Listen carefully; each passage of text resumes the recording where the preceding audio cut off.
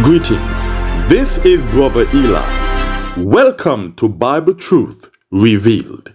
This channel is dedicated to exposing the lies of Christianity and revealing biblical truth. On this channel, we worship and serve the Most High God of Israel only. This teaching is entitled, "Thou shalt not take the name of the Most High in vain." That is, thou shalt not take the name of the Most High in vain. The third commandment, found at Exodus chapter 20, verse 7, prohibits us from taking the name of the Most High in vain. Those who do not understand the meaning of this verse run the risk of breaking this commandment. In this teaching, we will carefully examine Exodus chapter 20, verse 7, to get the correct understanding once and for all. I will be reading from the Blatant Septuagint translation. Exodus chapter 20, verse 7 reads thus: "Thou shalt not take the name of the Most High in vain, for the Most High will not acquit him that takes his name in vain." Some people think this verse means it is a sin to say OMG, oh my gosh, and similar exclamations. On the other hand, others argue that there is nothing wrong with expressions such as oh my God, because the name of the Most High is not God. In fact, God is a title rather than a name. They even go as far as to say that OMG could be referring to any God, so it has nothing to do with the third commandment. If you are an Israelite or a righteous stranger, the only time you should be using expressions such as oh my God is in prayer and worship. We can find an example of this in Psalm chapter 21, verse 3. Psalm chapter 21, verse 3 in the Septuagint is Psalm chapter 22, verse 2 in the KJV. It reads thus: "O my God, I will cry to thee by day, but thou wilt not hear, and by night, and it shall not be accounted for folly to me." Saying, "Oh my God," outside of the context of prayer and worship will be accounted for folly. It is foolish to do so. When we say, "Oh my God," we are indeed referring to the Most High because He is our God. That's what the word my means. It is foolish to say OMG and claim it could be referring to any God. I urge you to keep this in mind while we answer the following questions. 1.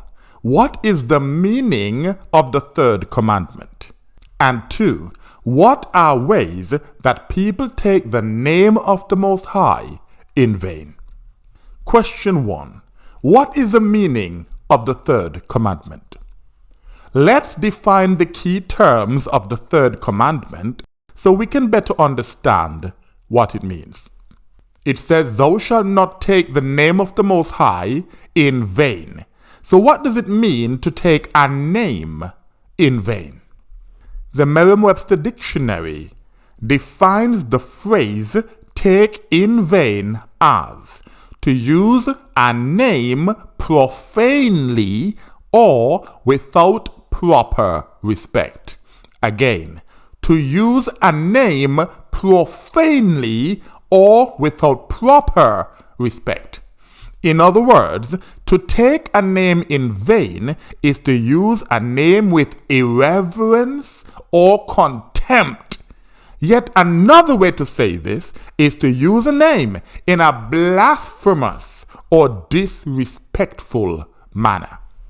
The verse continues, For the Most High will not acquit him that takes his name in vain. So what is the meaning of the word acquit? In the Merriam-Webster dictionary, synonyms for acquit are forgive, excuse, and pardon. So the meaning of the third commandment is, thou shalt not use the name of the Most High with irreverence or contempt, or in a blasphemous or disrespectful manner, for the Most High will not forgive, excuse, or pardon him that uses his name with irreverence or contempt, or in a blasphemous or disrespectful manner. The Most High will not forgive, excuse, or pardon anyone that takes his name in vain. Therefore, it is extremely important for us to understand what this means so we can avoid committing this sin.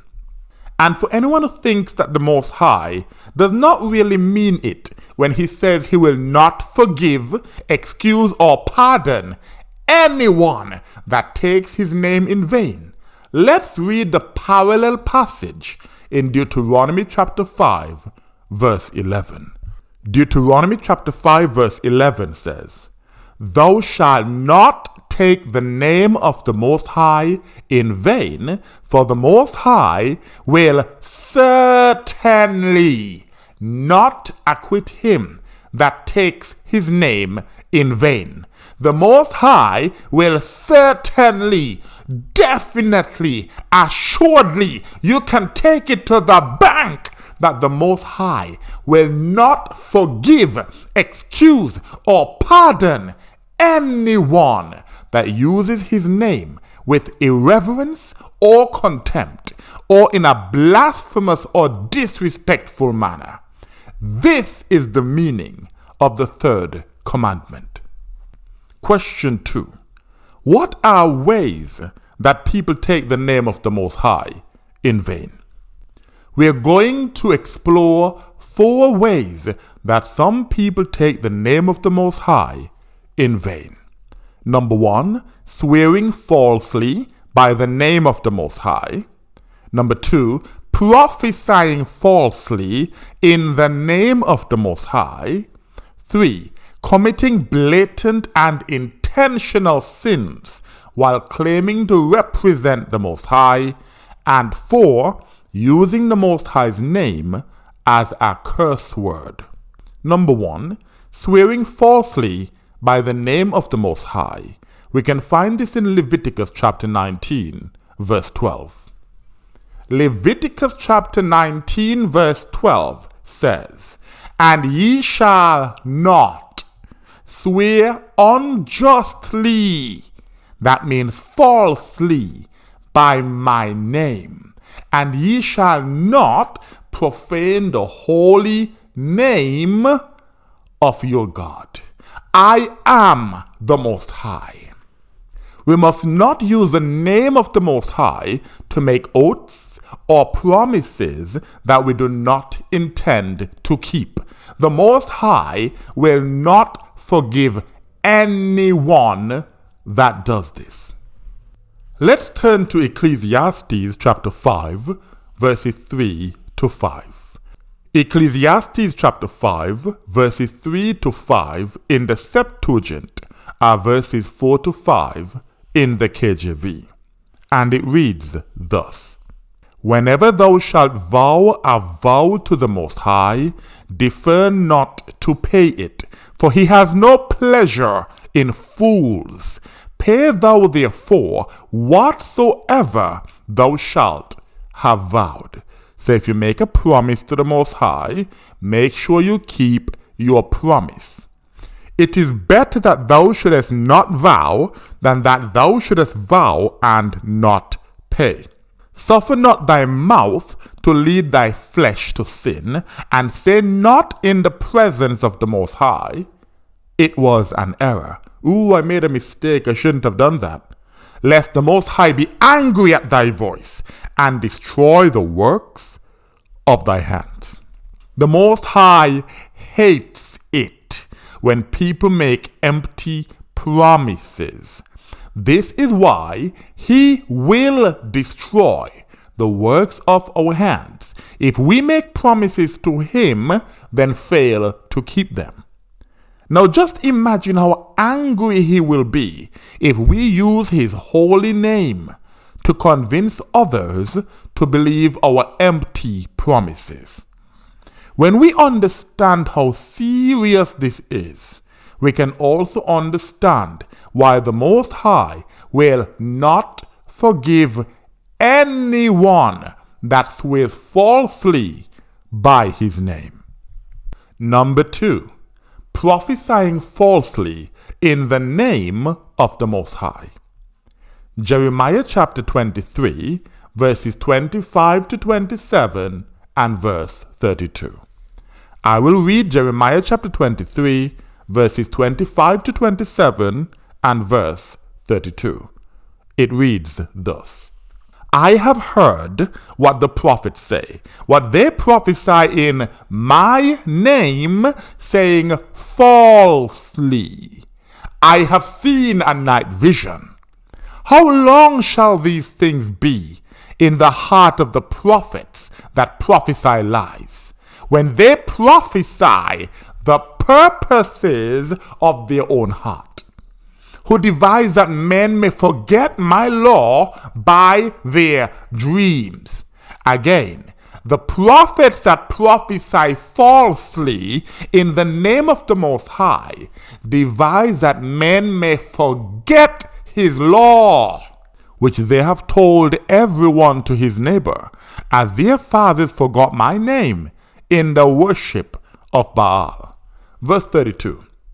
Therefore, behold, I am against the prophets that prophesy false dreams, and have not told them truly, and have caused my people to err by their lies and by their errors. Yet I sent them not, and commanded them not. Therefore they shall not profit this people at all. Christian pastors prophesy falsely in the name of the Most High, while causing their followers to forget the law of the Most High. This is an example of taking the name of the Most High in vain. And the Most High will not forgive anyone that prophesies falsely in his name.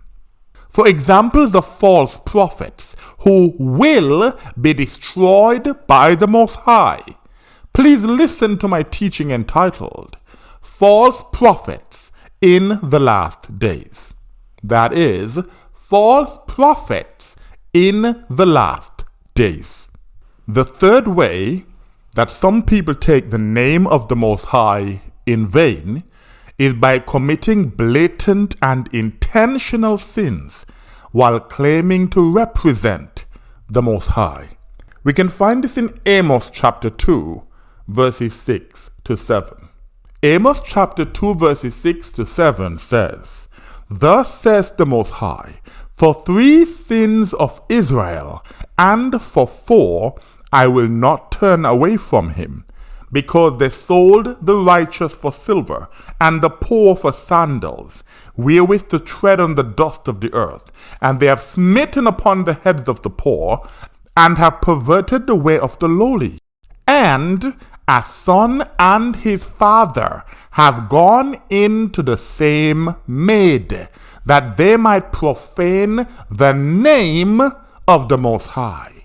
A son and his father have gone into the same maid, that they might profane the name of the Most High.